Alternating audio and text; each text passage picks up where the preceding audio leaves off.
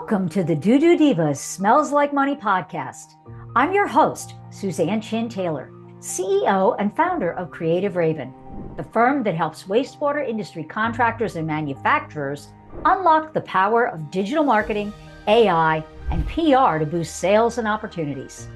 Whether it's through our online marketing and lead generation programs or providing a fully outsourced marketing department, we are passionate about helping businesses in the wastewater and civil infrastructure sectors not just survive, but thrive in today's digital world. Each episode, I'll be bringing you expert tips and strategies to help you grow and succeed. Let's dive in. Well, hello, and thank you for joining us for this week's episode of the DooDoo Divas Smells Like Money podcast. Today, we're going to be visiting with Jim Aanderud, a longtime industry veteran, author, keynote speaker, and the president and CEO of Promethean Technologies. So welcome to the show, Jim.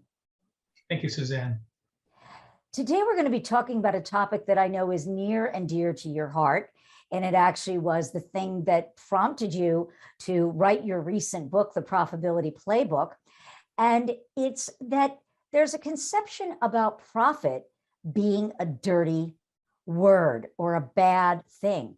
And so when we think about profit, I just kind of want to get your take on it in that, what do you think it is that's holding some contractors back from not being as profitable as they can?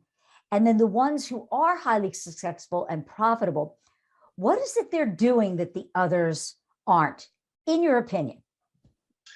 Well, first of all, as contractors, we go into business because we are really good at our trade. Most of us start from the bottom. We wind up learning some particular trade that we get good at. We reach a point in our lives where we think, I have enough relationships, I have enough knowledge, I can break off now and start my own company. So they start a company, they really know how to do the operations side, they really know how to go out and do a good job, but they have no idea what they're talking about when it comes to the office or finances. And so they kind of tend to delegate that to someone else, and they really don't focus on it. And so that's really where they get in trouble. And the ones who are, do you see that the businesses that are successful, they probably still delegate to someone in the office because they're not going to be their own bookkeeper. But what do you see that is the common thread that they do differently? Well, they focus on the money. I think there you go. So many of us are when we begin, we're just kind of intimidated by the whole world there of accounting, and we just really don't know what we're doing. And so oftentimes, especially when things get difficult, we tend to go do what we're good at, not what we're not. And so people who develop and really learn finances are the ones that succeed. Let's face it, how many contractors, have a business degree? I mean, it's just pretty rare if at all. And so when it comes to learning about finances and focusing on the finances, it's just something that doesn't come naturally. It really takes an effort. And so, we need to have purpose as far as being business people. We have to really define what we want to do and what we have to do, and not just shoot from the hip, because when we shoot from the hip, we're not going to get there. And frankly, we can't take for granted that we're making a profit or not. If we don't know if we're not making a profit, then we need to figure out some ways to find out, because if we're going out and we're working every day, and we really don't know what our cost of business is, we're going to wind up in trouble.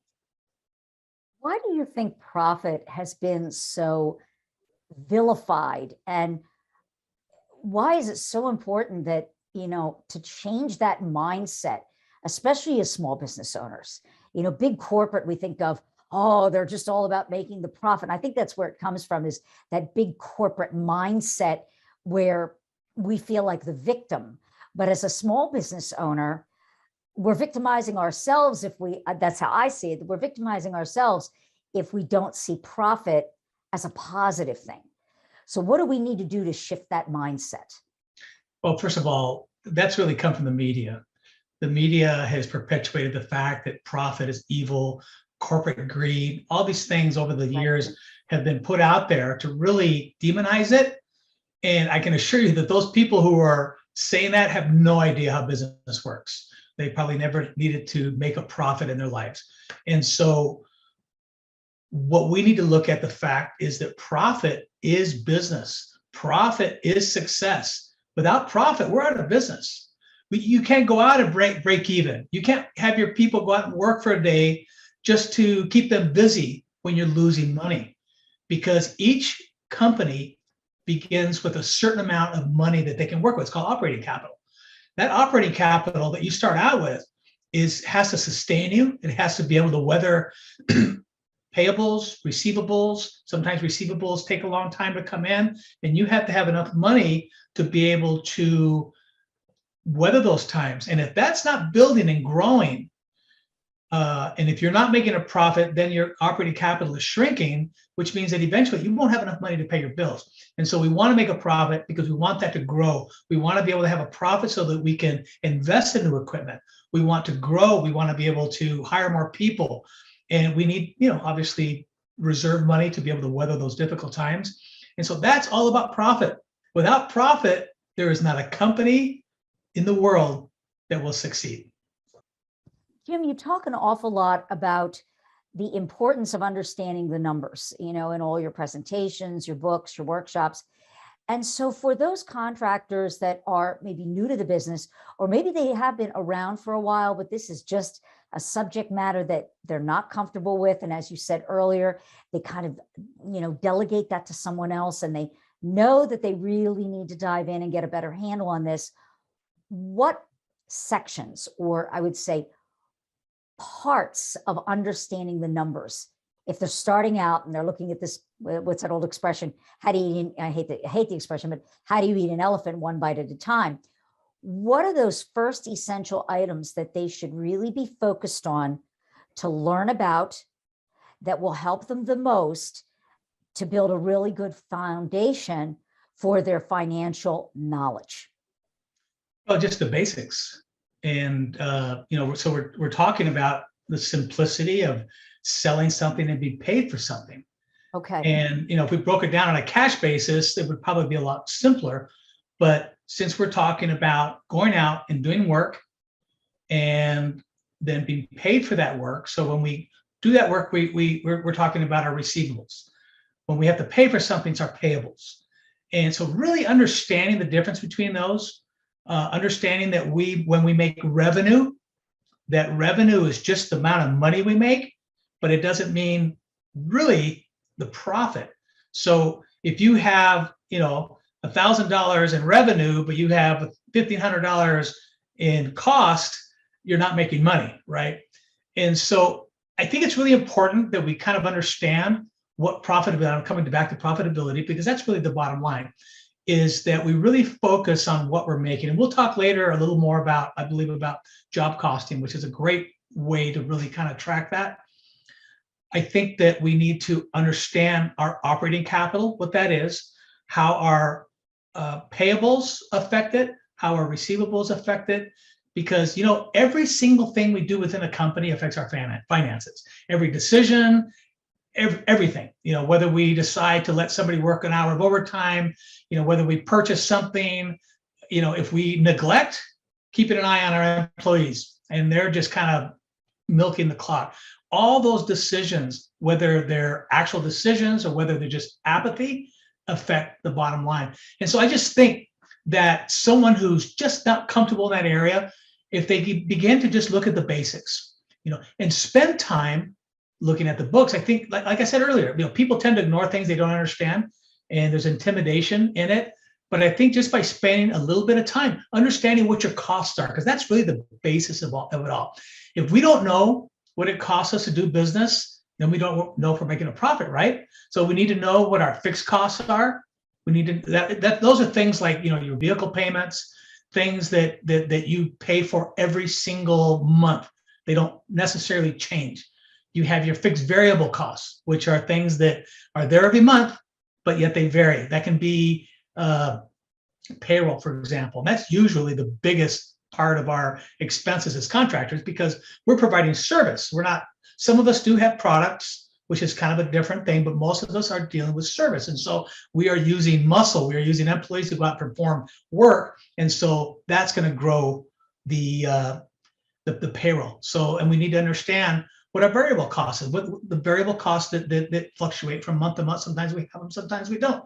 They could be things like taxes or utilities or insurance, just things that basically vary from month to month. And so I just think trying to, one step at a time, understand each of these things. Don't get overwhelmed. Don't sit there and look at some of these articles that can just bury you. And all of a sudden you're thinking, my gosh, I'll never understand this. Just try to understand the basics. Try to see the money that you make every day, the expenses that you have every day, and then start looking at it by week, by the month, and to be able to come each month and know, hey, we had a good month. I've noticed people, and I had that tendency, believe me, a lot of the things that I speak about and I teach on are things that I made mistakes on. And so, I'm not some financial guru. I was a contractor. I made tons of mistakes. And so a lot of things are things that I went through, which were mistakes. And one of them was that I used to focus too much on the revenue. Hey, we had a great month. This is the most revenue we've generated since we've been in business. So people ask you, hey, did you make money? Yeah, we're making great money. Where in fact, you may be losing money. Sure, you're making more money, but if your cost of business is higher, then you're not actually making money. And so many times people are ignorant of that. And they'll go month after month after month. They'll have loser contracts. They'll have bid it wrong, maybe too low. Maybe they're putting too much labor into it. And they have no idea whether they're making money or not. Well, what's happening is little by little, the operating capital is being eaten away. Yes, we're still functioning. It seems like everything's okay because, hey, there's money in the bank. We still have receivables coming in and we're servicing our payables. But little by little, our payables start increasing to the point to where that's kind of sustaining us and our operating capital is diminishing to one day, all of a sudden, we can't pay the bills. There's no money in the bank. What do you mean there's no money in the bank? And it hits people blindsided because they didn't prepare for it. They didn't realize what was happening. So ignorance is not a good way to operate your business. The way you operate is knowing exactly where your money goes. And like I said, it's intimidating, but just taking a little time to understand the basics can go a long way. Well, that's a perfect segue into, we've talked about this, is that are you proactively running your business or are you reactively running your business?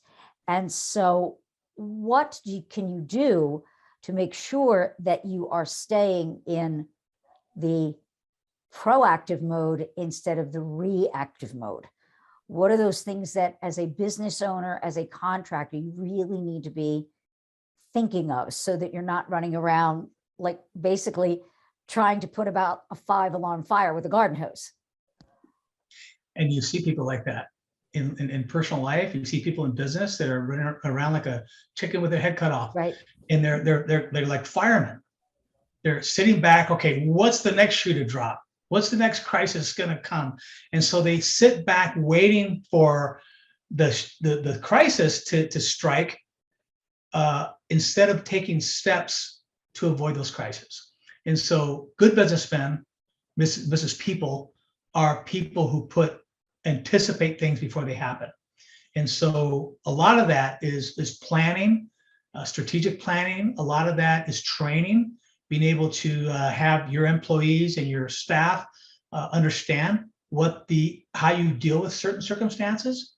So for example, when a crisis does hit and you find out that they didn't react to it in the right way, well, it's a crisis, you deal with it, but you use it as a training tool.